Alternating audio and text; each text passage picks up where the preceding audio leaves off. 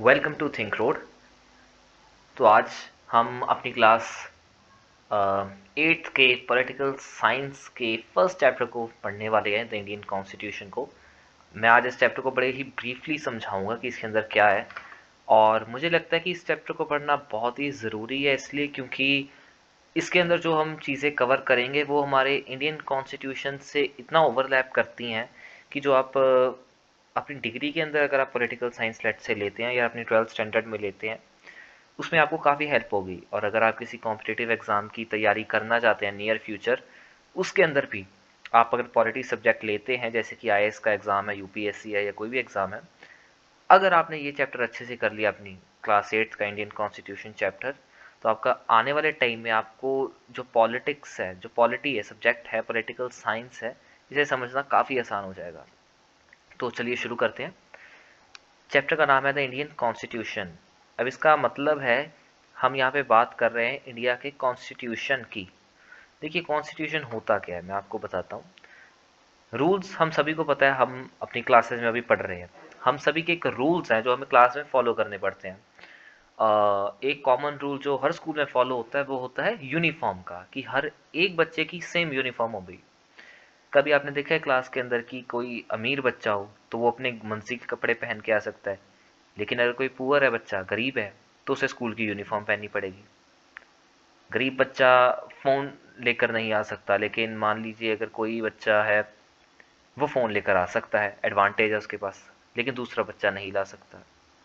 अब आप ऑब्जेक्ट करोगे, ऑब्जेक्शन करोगे कि वो क्यों ला सकता है और मैं क्यों नहीं ला सकता। उसके लिए रूल्स डिफरेंट क्यों है, मेरे लिए रूल्स डिफरेंट क्यों है, राइट। लेट्स से टीचर जो सेम बच्चे हैं, कुछ बच्चे हैं जिनको आगे ही बिठाते हैं और बाकी बच्चों को पीछे ही बढ़ाते हैं, पीछे वाले को कभी आगे नहीं आने देते। ऐसा क्यों करते हैं वो? ठीक है, आप क्वेश्चन करोगे अपने पेरेंट्स को, होगा कि जी ऐसा ऐसा होता है, तो पेरेंट्स कहेंगे कि जी रूल्स, टीचर को आके कहेंगे कि रूल्स सबके लिए बराबर है। अगर आगे वाले बच्चों को आगे बैठने का अधिकार है, तो पीछे वालों को भी थोड़ी देर के लिए आगे बैठने का हक है। अगर एक बच्चा यूनिफॉर्म पहनता है तो सभी के लिए रूल है कि सभी को पहननी पड़ेगी, राइट। अब ये जो रूल्स हैं, ये ही कॉन्स्टिट्यूशन होते हैं। ये जो रूल्स होते हैं, असल में कॉन्स्टिट्यूशन यही होता है। मैं कॉन्स्टिट्यूशन को ऐसे करके लिख देता हूँ, मैं इसके स्पेलिंग यहाँ पे लिख देता हूँ आपकी कंफर्ट के लिए। ये रहे कॉन्स्टिट्यूशन के स्पेलिंग। मैं इसको सी से डिनोट कर सकता हूँ, जैसे मैंने अभी ऐसे सी से किया है। तो इसका मतलब यही है कि कॉन्स्टिट्यूशन कह रहा हूँ, मैं लिखूंगा नहीं आगे, कॉन्स्टिट्यूशन। ठीक है, तो कॉन्स्टिट्यूशन क्या है, इंडिया का कॉन्स्टिट्यूशन। देखिए एक और बात, दुनिया में अब ये जो रूल बुक होती है, कॉन्स्टिट्यूशन को आप समझ लो ये एक तरीके की रूल बुक है। इसके अंदर रूल्स लिखे गए हैं जो हमारी देश की सरकार को फॉलो करने पड़ेंगे, हर एक सिटीज़न को, हर एक बच्चे को फॉलो करने पड़ेंगे, हर एक इंसान को जो कि बाय बर्थ इंडियन है, उसको ये रूल्स फॉलो करने ही पड़ेंगे, जो भी कॉन्स्टिट्यूशन के अंदर लिखे हैं। अगर वो प्राइम मिनिस्टर भी है इंसान, तब भी उसको कॉन्स्टिट्यूशन के रूल्स फॉलो करने पड़ेंगे। प्राइम मिनिस्टर या प्रेसिडेंट होकर भी वो इंसान कॉन्स्टिट्यूशन को ओवर रूल नहीं कर सकता। कहने का मतलब कॉन्स्टिट्यूशन में जो लिखा है उसके ओपोजिट नहीं जा सकता, उसको कॉन्स्टिट्यूशन के साथ ही चलना पड़ेगा। ये है, ठीक है। तो ये कॉन्स्टिट्यूशन एक तरीके रूल बुक है, ये मैंने अपने तरीके से डेफिनेशन बता दी, असल में कहीं लिखा नहीं है वैसे ऐसे। तो अब दो तरीके के कॉन्स्टिट्यूशन होते हैं। देखिए आपकी क्लास के अंदर कुछ रूल्स ऐसे होते हैं जो लिखे गए होते हैं। अ, जैसे कि मान लीजिए कि आपकी अटेंडेंस होती है क्लास में, राइट। आपकी जो क्लास में अटेंडेंस होती है उसका रिकॉर्ड रखा जाता है। आप वो कह सकते हो कि ये एक तरीके का रिटर्न रूल है, उसके अंदर रिटर्न अटेंडेंस होती है। एक अनरिटन रूल भी होता है। अनरिटन रूल क्या है कि मेरी क्लास, टीचर कह रहा है कि मेरी क्लास जब लगेगी उससे पहले जो चैप्टर पढ़ाने वाले हूँ उसको आपको पढ़ना पड़ेगा, पहले ही रीड करना पड़ेगा, फिर मैं पढ़ाऊंगा। अब ये एक अनरिटन रूल है, कहीं कहीं पे लिखा तो है नहीं कि ऐसा करना ज़रूरी है, राइट।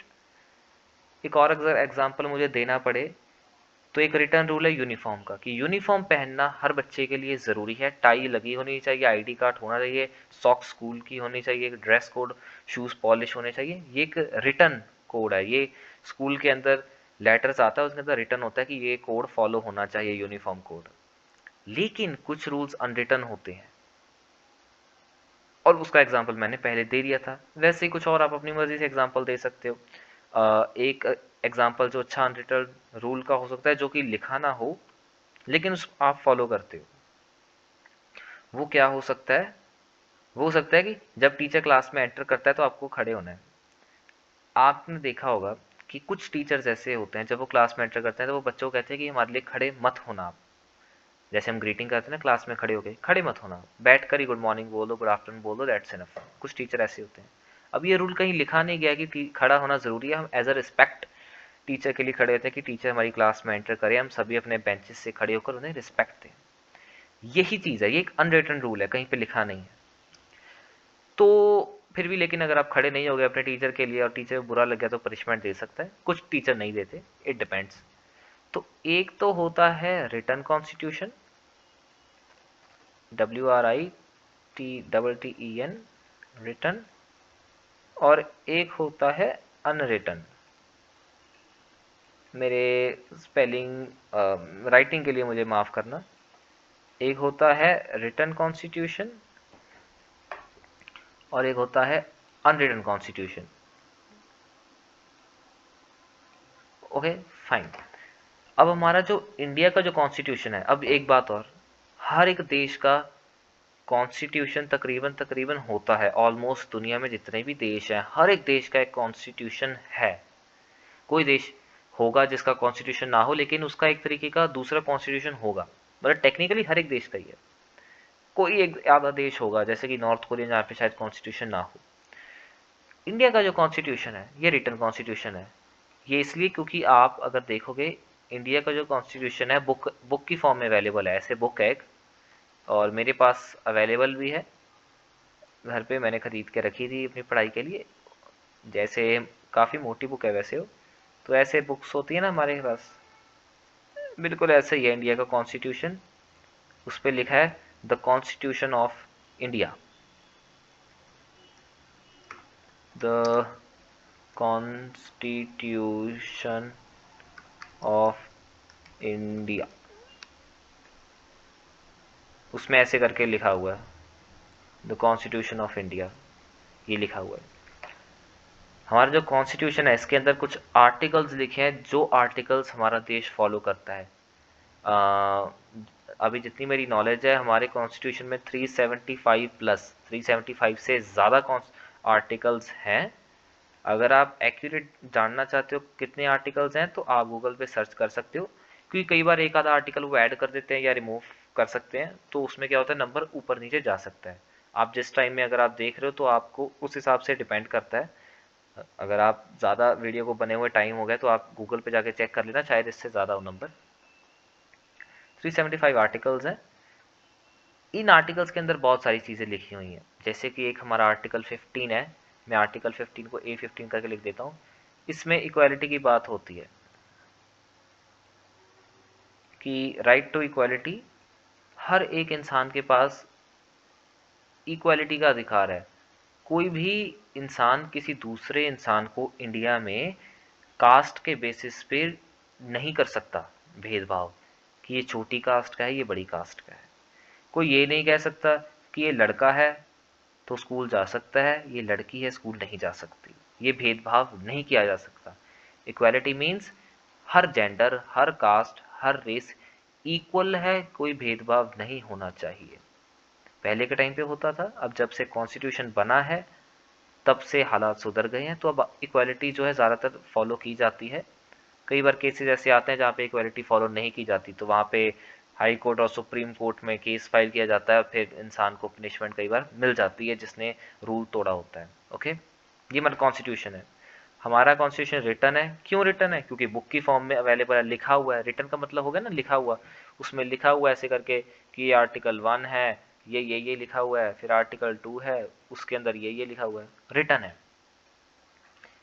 फिर एक कैटेगरी आ जाती है अनरिटन की। अनरिटन की कैटेगरी क्या होती है? अनरिटन का मतलब ये है, एक तरीके का कॉन्स्टिट्यूशन तो है लेकिन बुक की फॉर्म में अवेलेबल नहीं है। इसका एक एग्जाम्पल है ब्रिटेन। ब्रिटेन यानी कि इंग्लैंड समझ लो आप, इंग्लैंड, यूके, लंदन वगैरह हम कह देते हैं ना, ब्रिटेन। इसका जो है कॉन्स्टिट्यूशन लिखा नहीं हुआ है, लेकिन एक तरीके से ये यूज़ ज़रूर करते हैं, इनके दिमाग में ज़रूर है।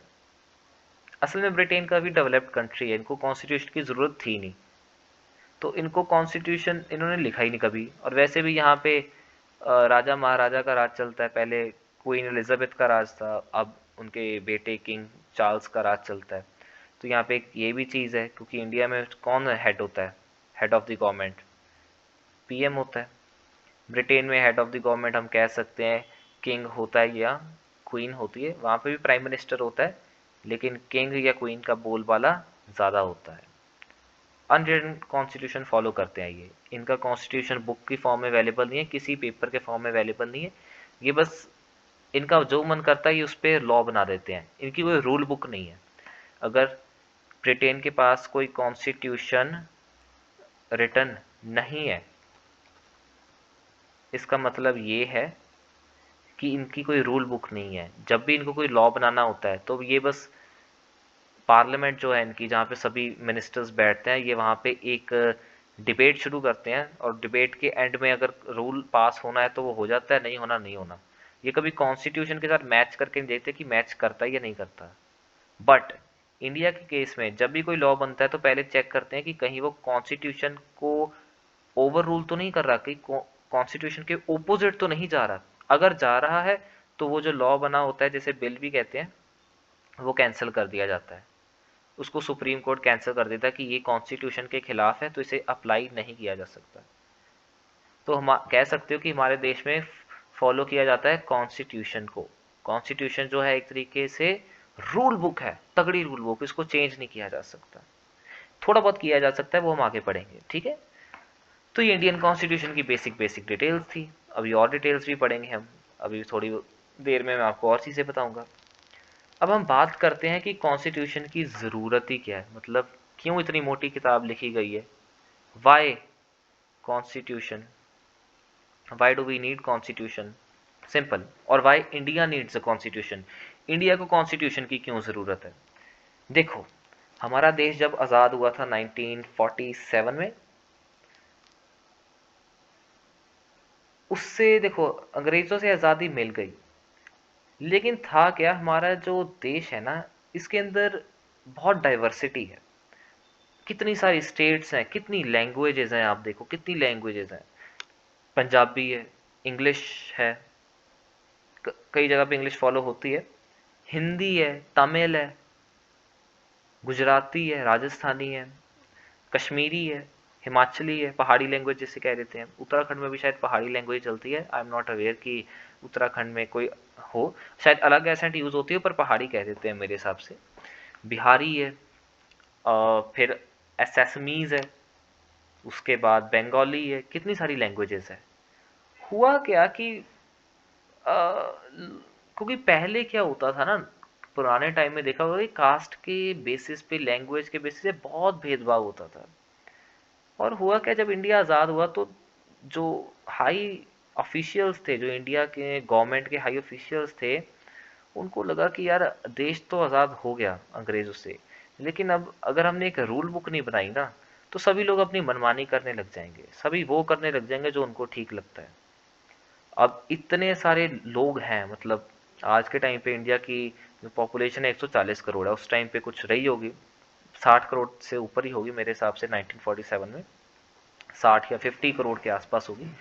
अगर हर एक, अगर रूल बुक ही ना हो देश में कोई, अगर कोई रूल बुक ही ना हो तो कितने सारे रूल्स लोग तोड़ेंगे।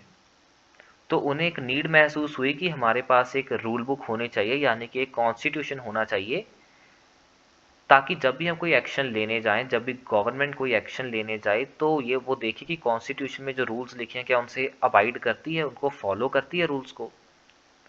इसलिए कॉन्स्टिट्यूशन की ज़रूरत पड़ी, मेरे नज़रिए से तो आंसर ये है। अब बात ये आ जाती है कि कॉन्स्टिट्यूशन बना कैसे, ठीक है, इस पर स्किप करते हैं। Why, how was the constitution developed.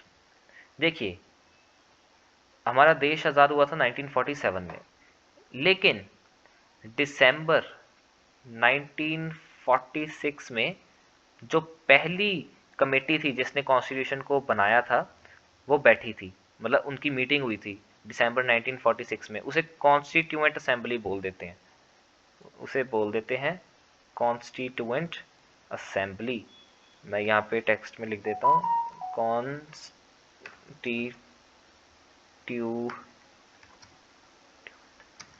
Assembly. Spelling में मिस्टेक हो तो आप चेक कर लेना, वैसे मेरे हिसाब से ये होंगे कॉन्स्टिट्यूएंट असेंबली। ओके, मैं इसको सीए करके लिख देता हूँ कॉन्स्टिट्यूएंट असेंबली को।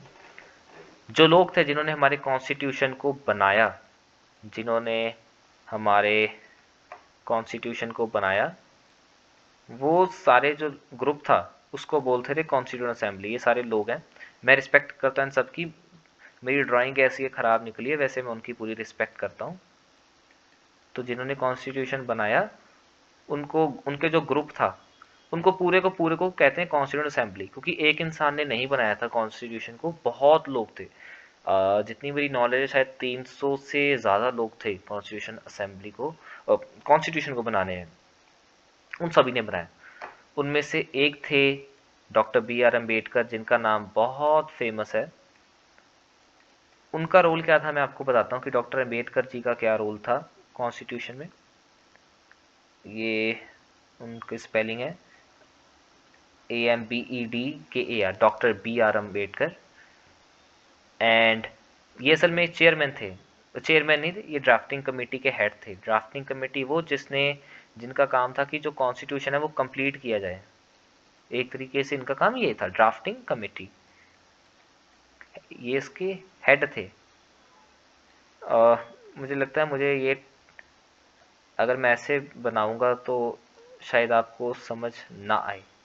मैं ऐसा करता हूँ, आपको टाइप करके दे देता हूँ। तो हमारे जो डॉक्टर बी आर अम्बेडकर थे, ये थे हेड ऑफ या chairman of drafting committee. Doctor B R Ambedkar head of the drafting committee थे ये। फिर एक हमारे जो थे ज़रूरी इंसान, जो चेयरमैन थे सारी की सारी उसके असेंबली के, चेयरमैन ऑफ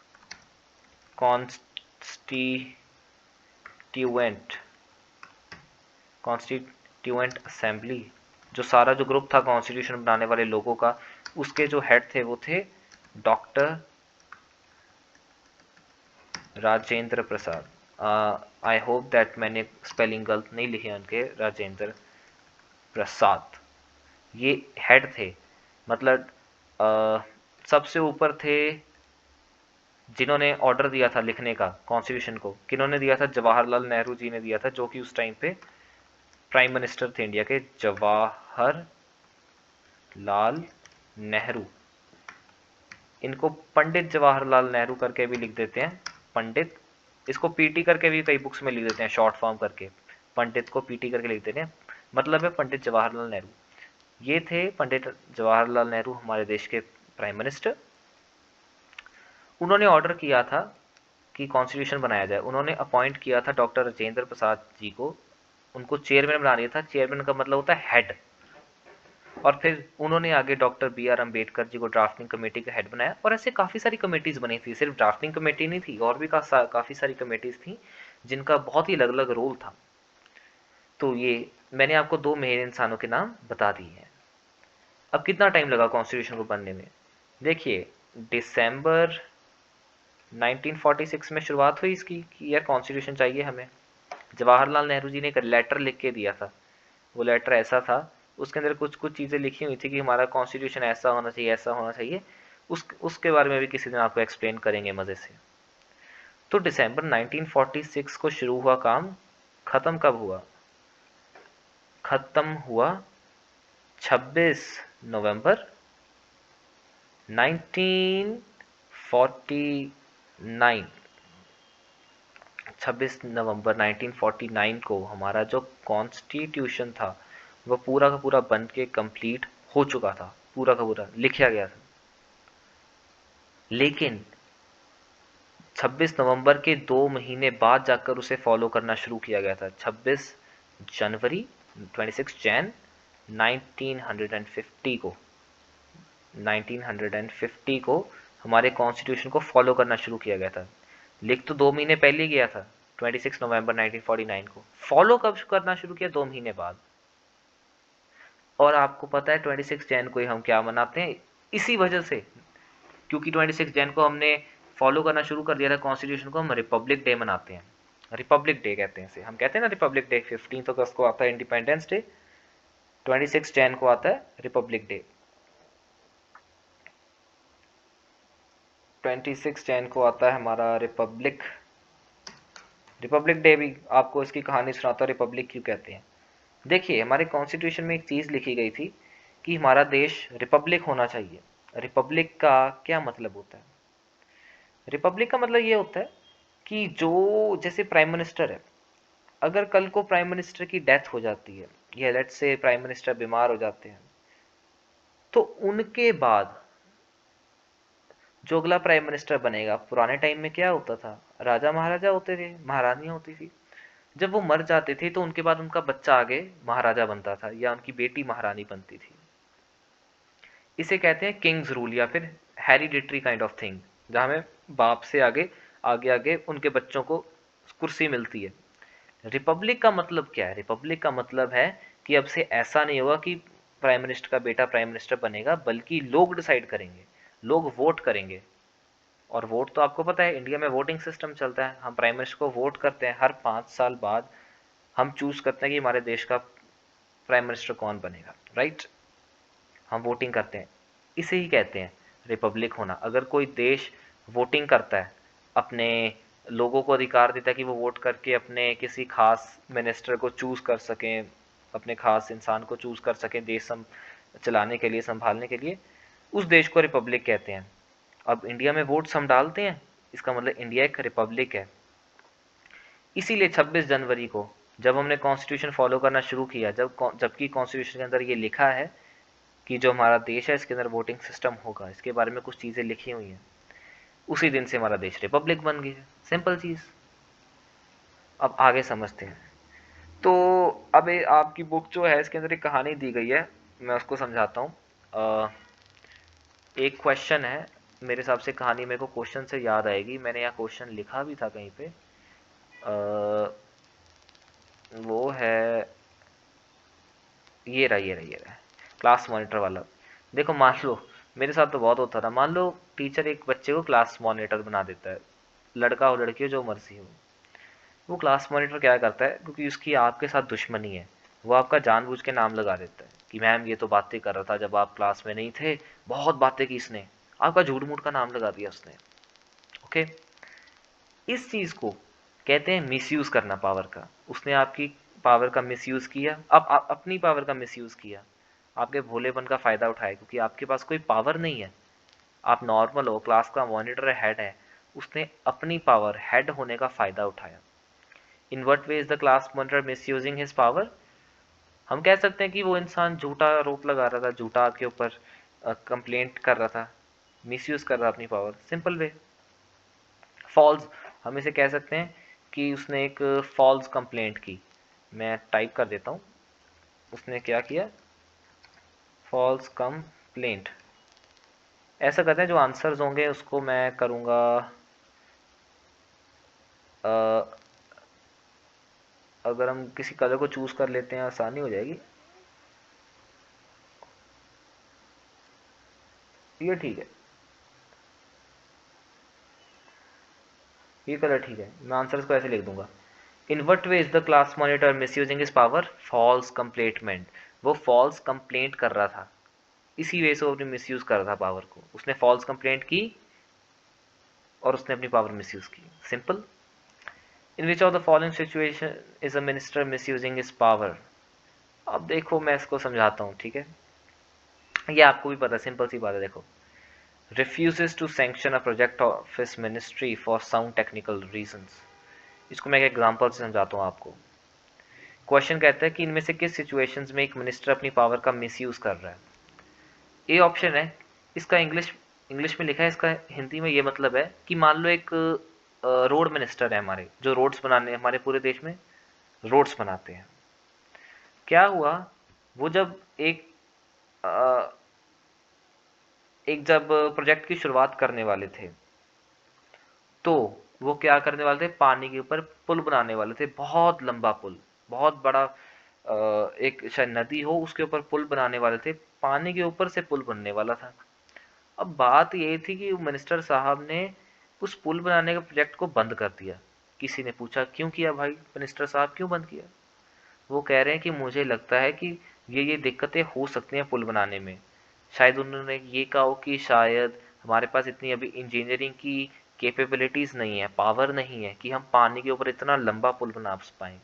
छोटा पुल बनाना कोई बड़ी बात नहीं है, छोटी सी नदी है उसके ऊपर पुल बनाना बड़ी बात नहीं है, लेकिन किलोमीटर्स बड़ा, 2 3 4 5 10 किलोमीटर बड़ा पुल बनाना बहुत मुश्किल है, बहुत दिक्कतें आ सकती हैं। तो शायद मिनिस्टर साहब ने इसलिए बंद कर दिया क्योंकि उन्हें लगता है कि शायद हमारा प्रोजेक्ट फेल हो जाए, काफ़ी पैसा खराब होगा और इवन लोगों की जान भी जा सकती है अगर पुल टूट जाए। अब मुझे नहीं लगता इसके अंदर कहीं मिसयूज़ हो रहा है पावर का, मिनिस्टर साहब ने काफ़ी फिक्र की हमारी, इस वजह से मुझे नहीं लगता उन्होंने अपनी पावर का मिसयूज़ किया। ये उनका काम था कि वो प्रोजेक्ट को देखें कि पॉसिबल है या नहीं है, किया जा सकता है या नहीं किया जा सकता। तो मेरे हिसाब से ये ठीक है। अगला क्वेश्चन देखते हैं। Minister misusing power threatens to send his security staff to rough up his neighbour. इसका मतलब थ्रेटन मतलब होता है धमकाना। मान लीजिए एक मिनिस्टर है, पड़ोसी के साथ होगी लड़ाई, वो पड़ोसी को धमकी दे रहा है कि भाई मेरे साथ पंगा लेगा तो मैं जो सिक्योरिटी वाले हैं ना मेरे गनमैन, तेरे पास भेज दूंगा पीटने के लिए। अब मुझे लगता है इसके अंदर मिसयूज़ हो रहा है पावर का, क्योंकि मिनिस्टर को गनमैन इसलिए नहीं मिले कि वो लोगों की धुलाई करता फिरे, इसलिए मिले हैं कि ताकि उसकी मतलब चलो प्रोटेक्शन हो जान को, कि कोई उस पर हमला ना करे, बट दैट डजंट मीन कि वो अपनी मर्जी से किसी को भी पिटवा सकता है। तो इसमें ये मिसयूज़ कर रहा है पावर का। अगला, minister calls up the police station asking them not to register complaint that is likely to be filed against an relative. इसका मतलब है कि मान लीजिए एक पुलिस स्टेशन में एक चोर को पकड़ा गया, ठीक है, उस चोर ने क्या किया था, एक बैंक में रॉबरी करी थी, चोरी की थी, बैंक में पैसे लूटे काफ़ी, पकड़ा गया, पुलिस ने पकड़ा। बाद में पुलिस वाले जो साहब थे, डीएसपी साहब, उनको आता है मिनिस्टर साहब का फ़ोन, मान लो कि कोई भी मिनिस्टर है उनका फ़ोन आया, वो कह रहे हैं बाबूजी, साहब जी, जनाब, जिसको आपने पकड़ा है चोर को, वो मेरा भांजा है, इसे छोड़ दो, कंप्लेंट मत फाइल करो। आप मेरे भांजे के खिलाफ कंप्लेंट नहीं फाइल करते। अब क्योंकि मिनिस्टर डीएसपी से काफ़ी ऊपर होता है रैंक, तो डीएसपी को बात माननी पड़ेगी। अब इस केस में मुझे लगता है कि मिसयूज़ किया जा रहा है पावर का, क्योंकि रूल क्या है कि चोर जो मर्जी हो उसको सज़ा मिलनी चाहिए, चाहे वो मिनिस्टर का भांजा हो, बेटा हो, इवन अगर मिनिस्टर भी चोर है उसको भी सज़ा मिलनी चाहिए, मिलती भी है। इस केस में मिनिस्टर क्या कर रहा है, अपनी पावर का यूज़ करके एक इंसान को, मतलब एक इंसान की लॉ एंड ऑर्डर फेल कर रहा है, एक इंसान को पनिशमेंट मिलनी चाहिए पर अपनी पावर यूज़ करके उसको नहीं दे रहा पनिशमेंट, कह रहा छोड़ो, गलत बात है। जब रूल सभी के लिए बराबर है, पनिशमेंट मिलनी चाहिए, तो इससे फ़र्क नहीं पड़ता कि रिश्तेदार मिनिस्टर का है या कौन है। ओके, मेरे हिसाब से आपको ये चीज़ समझ आ गई होगी, अगर नहीं भी आई तो कोई प्रॉब्लम नहीं है। अब मैं आपको ये रेकमेंड करूँगा कि आप अगले अगले चैप्टर पे मूव ऑन करते जाएं, एक चैप्टर पे टिके ना। अगर आप एक चैप्टर पे रुक जाएंगे कि मुझे समझ नहीं आया, तो आपको कभी नहीं आने वाला। बेटर है अगर आपको ये नहीं भी आता कुछ समझ, या इसमें आधी चीज़ें समझ आती हैं, चैप्टर में कुछ भी समझ नहीं आता, कोई दिक्कत नहीं, आप दूसरे चैप्टर में मूव ऑन कर जाओ। जैसे ही आप दूसरे चैप्टर को पढ़ना शुरू करोगे, पहला वाला समझ आराम से आना शुरू हो जाएगा। ओके, तो मैं आगे आपको पढ़ाता हूँ। एक इंडियन नेशनल मूवमेंट हुई थी हमारे देश में। कहीं अगर आपको ये बुक के अंदर समझ में ना आए कि यार इसका मतलब क्या है, तो कुछ नहीं है, ये इंडियन नेशनल मूवमेंट कुछ नहीं था, फ्रीडम स्ट्रगल था।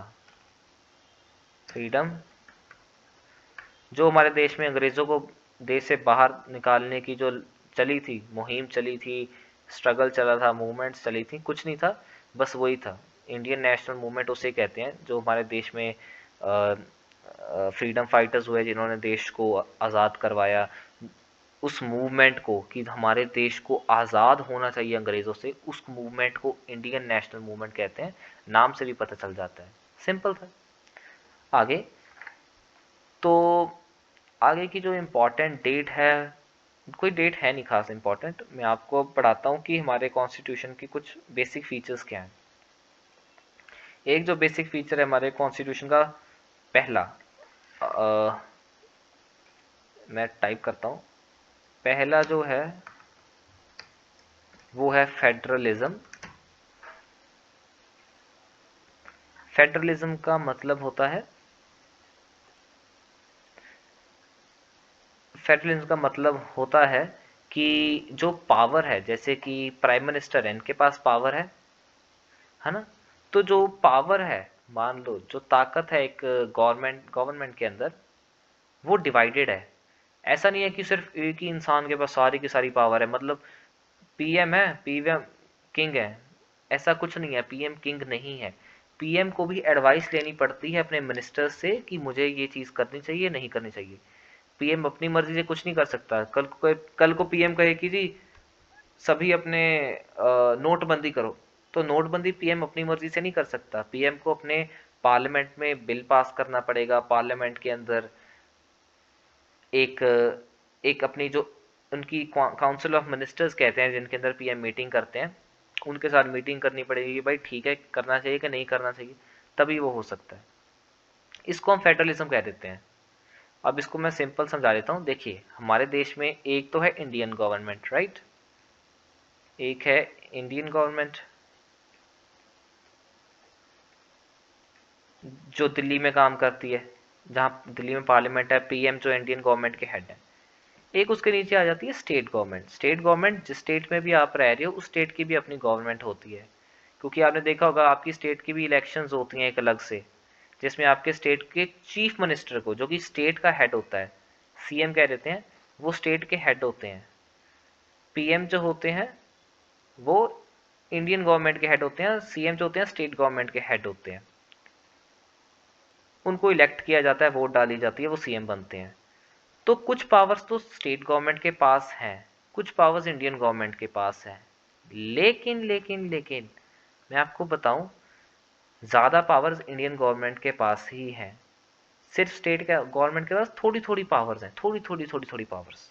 स्टेट गवर्नमेंट सिर्फ कुछ कुछ इश्यूज को अपनी मर्जी से सॉल्व कर सकती है, वरना ज़्यादातर टाइम इंडियन गवर्नमेंट ही फैसले लेती है स्टेट के लिए। जैसे कि मान लो ये स्टेट है, ठीक है, इस स्टेट को नाम दे देते हैं ए। अगर मान लो कल को इंडियन गवर्नमेंट कहे कि स्टेट के 2 टुकड़े करो, तो कोई रोक नहीं सकता उस उसको, इंडिया को रोक नहीं सकता। अगर मान लो स्टेट ए है, ये है ना, स्टेट ए ये नहीं कह सकती कि नहीं इंडियन गवर्नमेंट आप मेरे साथ गलत कर रहे हो। इंडियन गवर्नमेंट के पास अथॉरिटी है कि स्टेट के बिना परमिशन के वो स्टेट को 2 टुकड़ों में बांट सकती है। एक तो ए स्टेट में, दूसरा बी स्टेट में। जो नई स्टेट बनेगी वो बी होगी, पुरानी वाली का नाम पुराने से रखेगा, नए का नया। तो स्टेट गवर्नमेंट के पास सिर्फ कुछ लिमिटेड राइट्स हैं, जो वो फॉलो कर सकती है। ज़्यादातर पावर्स इंडियन गवर्नमेंट के पास है, ओके। पर फिर भी थोड़ी बहुत पावर्स हमने स्टेट को दी हैं, तो उससे हमारा देश जो है फेडरलिज्म बन जाता है, फेडरल बन जाता है। फेडरल का मतलब पावर शेयर की गई है। दूसरा जो एक इम्पॉर्टेंट एस्पेक्ट है वो है हमारा जो आ जाता है कि हमारे देश में parliamentary form of government use की जाती है। Parliamentary parliamentary form of government का मतलब होता है कि हमारे देश में लेजिस्लेचर है, एक तरीका है जिससे पार्लियामेंट चलती है। पार्लियामेंट क्या है, जहाँ पे प्राइम मिनिस्टर बैठते हैं, जहाँ पे बाकी मिनिस्टर्स बैठते हैं। एक तो होती है स्टेट की पार्लियामेंट, स्टेट लेजिस्लेचर, एक होती है कंट्री की parliament, state central parliament, Rajya Sabha, Lok Sabha. इनके बारे में आगे डिटेल में पढ़ेंगे। पार्लियामेंट्री फॉर्म ऑफ गवर्नमेंट इतना समझ लिए, लोग इलेक्ट करते हैं और वो एक मिनिस्टर्स बैठते हैं एक मीटिंग रूम में, जहाँ पे डिस्कशन होती है कि कौन सा लॉ बनना चाहिए, नहीं बनना चाहिए। उसे कह देते हैं पार्लियामेंट्री फॉर्म ऑफ गवर्नमेंट। अगला होता है separation of power. Separation of power मैं आपको बताता हूँ क्या चीज़ है, ये नंबर 3 पे आता है। सेपरेशन ऑफ पावर कुछ नहीं है, हमारे देश में पावर्स जो है डिवाइड की गई हैं। जैसे कि जुडिशरी है, सुप्रीम कोर्ट है, हाई कोर्ट है, इनके पास ताकत है कि अगर पार्लियामेंट, देखो पार्लियामेंट क्या करती है, लॉ बनाती है, parliament makes the laws, parliament ने बनाया लॉ। सुप्रीम कोर्ट जो है, जो हमारे देश की सबसे ऊंची कोर्ट है, ये क्या कर सकती है, पार्लियामेंट ने बिल बनाया, ये मान लो पार्लियामेंट ने बना दिया एक बिल, लॉ, बिल लॉ आपको आगे समझाऊंगा, बिल बना दिया, इसको समझ लो लॉ बना दिया। तो जब वो उस बिल को लॉ बनाती है तो सुप्रीम कोर्ट के पास पावर है कि वो उस बिल को चेक कर सकती है और देख सकती है कि उस बिल में कुछ गलत तो नहीं है, हेरा फेरी तो नहीं कि गवर्नमेंट ने कोई लोगों का नुकसान तो नहीं कर रही, अगर कर रही है तो वो उस बिल को कैंसिल कर देती है। इसे कहते हैं सेपरेशन ऑफ पावर। पार्लियामेंट के पास पावर है बिल बनाने की, लेकिन सुप्रीम कोर्ट के पास पावर है कि उसे चेक करके रिव्यू करके अगर तो गलत है तब तो कैंसिल कर देगी, अगर सही है तो पास कर देगी। That is called separation of power. अगला आ जाता है फंडामेंटल राइट्स, जो कि आखिरी चीज है। फंडामेंटल राइट्स अब क्या चीज है, देखिए जो हमारा कॉन्स्टिट्यूशन है, अब रूल्स देखो टाइम के हिसाब से चेंज करने पड़ते हैं इंसान को। हमारा कॉन्स्टिट्यूशन कब लिखा गया था, 1950 में, मैंने यहाँ पे लिखा है ना 1950 पे कंप्लीट हुआ था। ये देखो यहाँ पे कहाँ पे लिखा था मैंने, ये देखो 1950 के टाइम पे 26 जन 1950 को अडॉप्ट किया गया था, लिखा 1949 26 नवंबर को था। कह लो कि आज से 1950 मतलब 75 ईयर्स हो चुके हैं। 75 ईयर्स पहले रूल बनाए गए थे। अब देखो रूल्स चेंज तो हो सकते हैं ना, तब के टाइम की नीड्स क्या थी, तब के टाइम पे इंटरनेट थी, तो आज के टाइम पे इंटरनेट है, तो आज के टाइम पे इंटरनेट के भी कुछ रूल्स बनाने पड़ेंगे और उनको ऐड करना पड़ेगा कॉन्स्टिट्यूशन में। वो तब के टाइम पे थे नहीं, अब तो है ना, अब तो इंटरनेट है ना, तो उसको ऐड करना पड़ेगा रूल्स को इंटरनेट के लिए बना के। तो क्या होता है कॉन्स्टिट्यूशन के अंदर हम थोड़ी थोड़ी चीजें डाल सकते हैं, अमेंड कर सकते हैं। अमेंड का मतलब कोई आर्टिकल है, वो आर्टिकल सरकार चाहती है कि अब इसको थोड़ा सा हमें छेड़छाड़ करनी चाहिए, कि अब थोड़ी सी ज़रूरत है ऐसे छेड़छाड़ करने की, तो वो कर सकती है, उसको रोक नहीं सकता। लेकिन एक जो पावर है, फंडामेंटल राइट्स क्या है, फंडामेंटल राइट्स ऐसे राइट्स हैं जिनके अंदर सरकार कुछ नहीं कर सकती, इनके अंदर छेड़छाड़ नहीं कर सकती, बहुत कम छेड़छाड़ कर सकती है, बहुत कम। सरकार कोई भी रूल बनाएगी वो फंडामेंटल राइट्स के साथ कोई बड़ा चेंज नहीं लेकर आ सकते। वो और किसी लॉ है, मान लो कोई और लॉ है कॉन्स्टिट्यूशन में, वो उसको छेड़ सकते हैं, पार्लियामेंट के अंदर बिल पास करके मेजॉरिटी लेके वोटिंग करवा के ले सकते हैं। लेकिन फंडामेंटल राइट्स है उनके लिए बहुत मुश्किल प्रोसीजर होता है, नियर टू इम्पॉसिबल है फंडामेंटल राइट्स को चेंज करना। हमारे पास कितने राइट्स होते हैं, मैं को फंडामेंटल राइट्स अब गिनवाता हूँ कितने होते हैं। मैं इसको छोटा करके लिखूँ ऐसे। फर्स्ट राइट है जो मेरा राइट, या फिर राइट के बजाय मैं ऐसे लिख दूँ, चलो मैं राइट टू इक्वालिटी लिख देता हूँ यहाँ पे।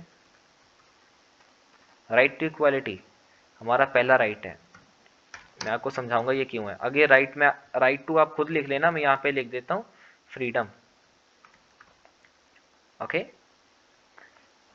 Right to equality, right to freedom. Right to equality का मतलब ये है कि सभी बराबर हैं। जैसे मैंने शुरुआत की थी क्लास के में, चैप्टर की जो शुरुआत की है उसमें कहा था कि लड़का लड़की हर कास्ट का इंसान बराबर है, कोई फ़र्क नहीं है, कोई इंसान फ़र्क नहीं कर सकता। कोई मिनिस्टर ये नहीं कह सकता कि ये लड़की है इसको स्कूल में नहीं जाने देना चाहिए, या ये इस कास्ट छोटी कास्ट का है ये स्कूल में कैसे पढ़ रहा है, ये मिनिस्टर कैसे बन गया, ये साइंटिस्ट कैसे बन गया।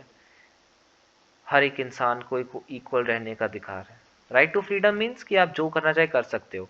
लेट्स से आप किसी और स्टेट में, इंडिया की किसी और स्टेट में, बेंगलोर में जाके आप चाहते हो कि मैं रहना चाहता हूँ, काम करना चाहता हूँ, तो आप रह सकते हो, वो फ्रीडम के अंदर आ गया। जो तीसरा है, तीसरा राइट जो है राइट टू एक्सप्लॉयटेशन। एक्सप्लॉयटेशन का ये है कि 13 साल से कम उम्र का बच्चा फैक्ट्री में काम नहीं कर सकता। चौथा है right to freedom of religion, कि कोई इंसान अगर अपनी मर्जी का धर्म फॉलो करना चाहता है कर सकता है। मान लो कोई इंसान एक धर्म में पैदा हुआ, लेकिन वो अपना धर्म चेंज करके किसी और में जाना चाहता है, कर जा सकता है, अपनी मर्जी से कर सकता है। ये right to freedom of religion में आता है। आगे आता है right to cultural and educational remedies. इसका मतलब right to cultural and educational rights, sorry educational rights, cultural and educational rights ये जो हैं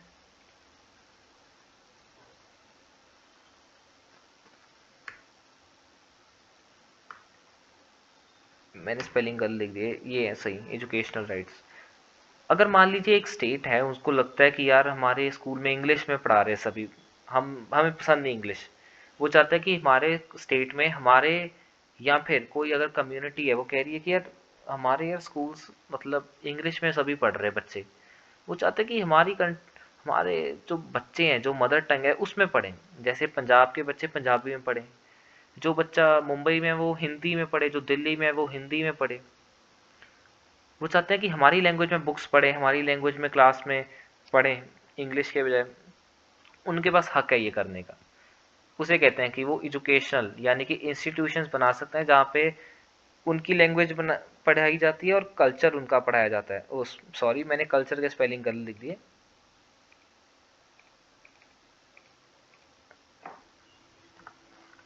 अब ठीक है, कल्चरल, अब बिल्कुल ठीक है। ये है आखिरी राइट जो है वो है राइट टू कॉन्स्टिट्यूशनल रेमेडीज,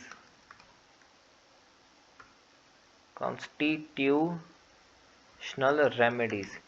इसका मतलब ये इतना सिंपल है। मान लो अगर आपका right to equality, right to freedom, या फिर ये जो पहले 5 राइट्स हैं इनमें से कोई भी एक राइट या एक से ज़्यादा राइट आपको लगता है कि सरकार मुझसे छीन रही है, या कोई मेरा बॉस है, या कोई मेरा टीचर है, या कोई इंसान पुलिस वाला है मेरे से इन राइट्स से छीन रहा है मुझसे, वो मुझे ये राइट दे नहीं दे रहा, इक्वालिटी का राइट नहीं दे रहा, फ्रीडम का राइट नहीं दे रहा, या इनमें से कुछ कर रहा है, तो आप सुप्रीम कोर्ट में, सीधा सुप्रीम कोर्ट में जा सकते हो। आपको और किसी कोर्ट में जाने की ज़रूरत नहीं है, ना हाई कोर्ट में ना डिस्ट्रिक्ट कोर्ट में। सीधा सुप्रीम कोर्ट दिल्ली जाओ और केस फाइल करो कि जी मेरा कॉन्स्टिट्यूशनल राइट था, फंडामेंटल राइट था, मुझे नहीं दे रहे ये लोग। इतनी पावर है। तो ये जो 6 राइट्स हैं इनको चेंज नहीं किया जाता। आगे मैं आपको एक राइट पढ़ाऊंगा, राइट टू प्रॉपर्टी, ये डिलीट हो चुका है, पहले इनके अंदर था। ये कैसे डिलीट हुआ ये भी आपको आगे पढ़ाऊंगा। और ये चैप्टर देखो खत्म हो गया, लेकिन मेरे पास था कि आपको कुछ क्वेश्चंस करवाने थे। मैंने देखो यहाँ पे स्लाइड भी बनाई हुई थी पूरी। देखो मैंने पहले क्वेश्चन तैयार रखे थे, why does a democratic country need a constitution. सभी क्वेश्चन मैंने बना के रखे थे, एनसीईआरटी से उठाए थे, खुद कहाँ से बनाए थे, मतलब यहाँ पे मैंने इस स्लाइड पे बना के रखे थे। मुझे लगता है वीडियो ये काफ़ी लंबी हो गई है, तो मैं ऐसा करूँगा इन क्वेश्चंस को अगली वीडियो में सॉल्व करता हूँ, ताकि आपको ये वीडियो काफ़ी लंबी ना लगे, है ना, लंबी हो जाएगी। थैंक यू वेरी मच, आपने ये वीडियो देखी। अगर आपको लगता है कि मैंने कोई मिस्टेक किया या किसी को लगता है तो वो मुझे ज़रूर बता सकता है कमेंट्स के अंदर। Thank you.